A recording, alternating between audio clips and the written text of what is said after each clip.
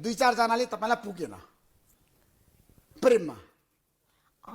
यत्रो लामो जिन्दगीमा 2-4 जनाले कहाँ पुग्छ त छैन तपाईसँग बसिरहेको छ तपाईसँग उ छ नि उठबस गर्छ सँगै सुत्छ होइन होइन, सँगै हजुर। खान्छ तर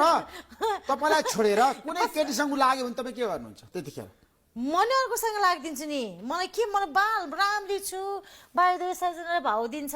मलाई किन अनि त्यसले मलाई चिट गरिरहेछ भने म त्यसको लागि किन रुने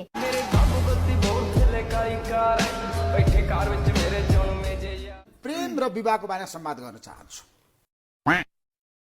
प्रेम त तपाईले धेरैसँग गर्नुहुन्छ विवाह चाहिँ कहिले गर्नुहुन्छ ठ्याक्कै भन्नु। हजुर सिधै भन्नु क्या नाजायज सम्बन्धको बारेमा खोतल्न मन छ भन्नु सिधै भाषामा